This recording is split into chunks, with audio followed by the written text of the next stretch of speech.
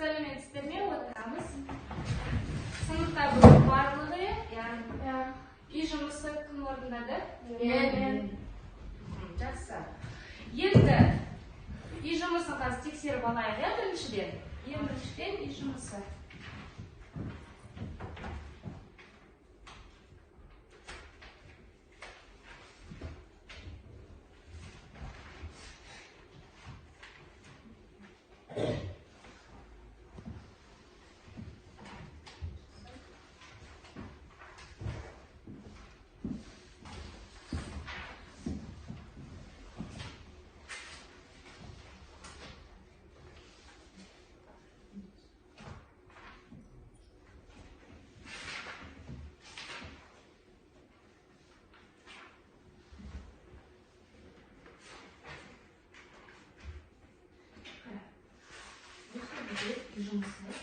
Жұмысындағы сендер мысалы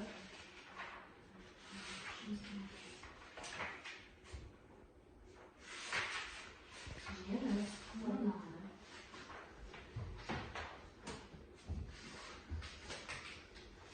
Координациялық жазықтық сіздің, Ленара, А нүктесін сендер -3-те 2-ге апару керексің.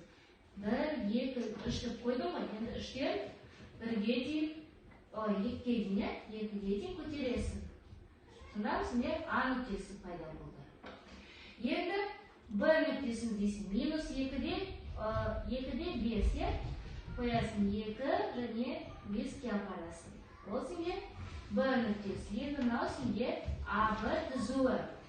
Енді сендер сұрақта, АБ кесіндісіне, аксисы осына қарамағанда, демек симметриясын түсіру керек. Енді санайсың қара. Бер жағына түсіруіміз керек. А мұнда нешеге көтерілді? 2-ге. Демек, бер жағында керісінше 2-ге түседі. Б мұнда 2-ден бастап 5-ге дейін көтеріледі. Демек, керісінше 5-ге дейін түсу керек сен. Санайсың 1, 2, 3, 4, 5 деп 2-ден 5-ге дейінгі. Сонда мынау бізде Б1 болады, мұнда А1 болады. Түсіндің ба? Қателді?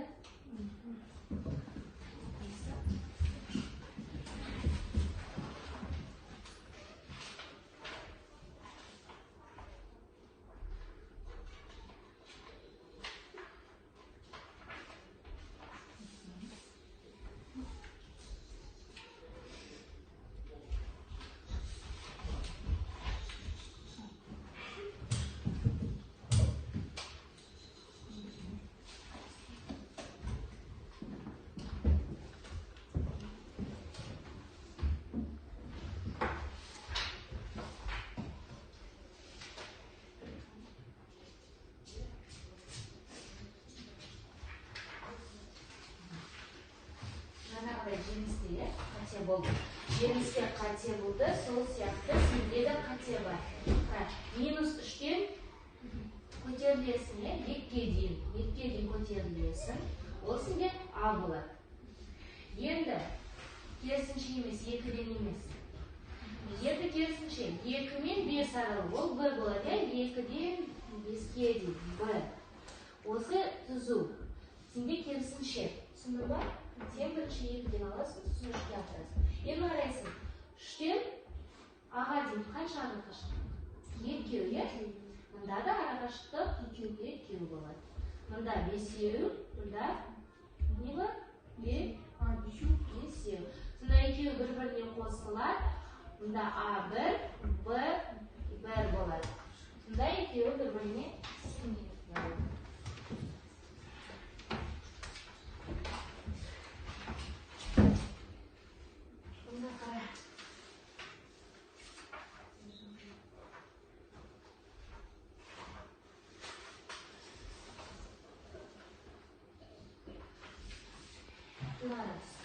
А бізде -3.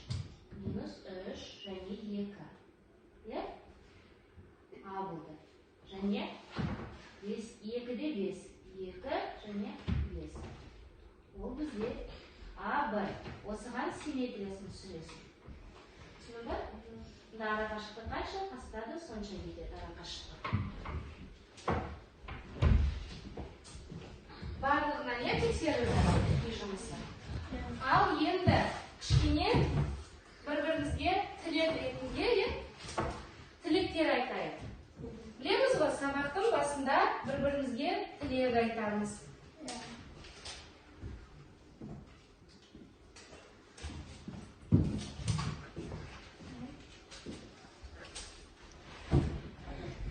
1-2 минут уақыт жете ма сіздерге?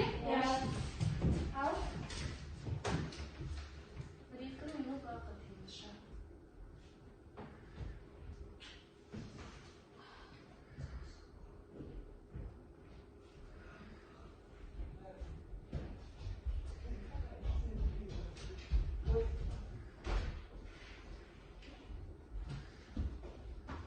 Болдық па?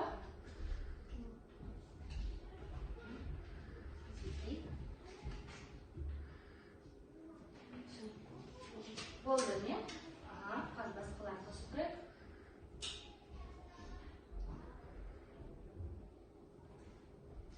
Болдық па қалғанымыз? Иә. Ғазиза, Сухра, Жеңіс. Болды, иә? Жеңіс, Сухра. Сухра болды ма? Ал кім бірінші өз тілегін айтады? Мен. Ал ұлан айтады. Мен сіздерге тілейтінім жақсы оқыңдар, ауырмаңдар. Ал айтады. Сыныптастар, ауырмаңдар, сабақты есте оқыңдар, мұғалімді тыңдаңдар.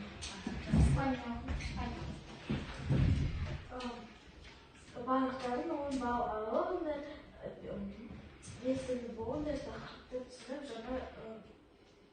жаңа ақпаратты алың. Жақсы. Айтады. Мен сыныптастарыма осындай тілек тілеймін, ауырмаңдар, ақылды болыңдар, бізге оққандар, бақытты болыңдар, ата-аналарымды, мұғалімдерімді тыңдаңдар.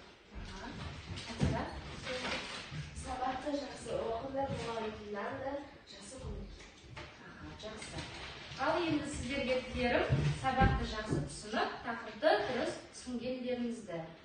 Бүгінгі тақырып кешегі біздің бастап кешкен тақырыппен сайы центрлік симметрия және осьтік симметрия.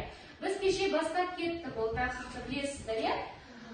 Енді біздің бүгінгі сабақтың мақсаты білесіздер, осьтік және центрлік симметрия, оның ұғымдарын анықтап білу, кеше бастадық оны, және осы осьтік центрлік симметрия фигураларын білу, және оларды ажырата білу болады. Енді кішкене кешегі тақырыпқа байланысты сұрақтарға жауап берейік. Қараңыздар, қандай фигуралар түзуге қатысты симметриялық фигуралар деп аталады дейді. Қандай мысалдар келтіре аласыз? Бұрыш, Үшбұрыш. Одан басқа симметрияның түрлері басқаша айтқанда. Қандай бар? Центрлік, дұрыс, сосын қаттырақ айт. Центрлік, сосын осьтік, екі, біздің қазір өтіп жатқанымыз. Енді осьтік симметрия фигура деп қандай фигураны айтамыз? бір-біріне Бөлінген кезде дәлме-дәл үзіліп шығатын фигура. Ал осы осьтік симметрияға қандай мысалдар келтіре аласыздар? Үшбұрыш, терісбұрыш, сосын самолетик, Керек, бір-біріне жазып гүл секілді, гүл, шеңбер, шеңбер, Сухра, жеңіс,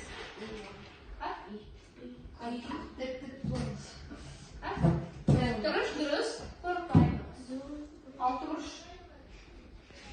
бұрыш, болады. Егер барлық жақтары бірдей болған жағдайда, үшбұрыш бола ма? Қандай үшбұрыш? Мысалы, қабырғалары әртүрлі үшбұрыштар бола ала ма? Жоқ. Қандай үшбұрыш болады? Жоқ. Тең-бүйірлі үшбұрыш бола алады. Өйткені бір жағы қандай болса, екінші жағы да сондай. Дәл ортасынан бүккен кезде бізде шығады, Енді қараңыздар. Сіздерге қазір тапсырмалар беріледі. Екі тапсырма беріледі. Сіздерге карточка түрінде, сол карточканы қазір орындап бастаймыз,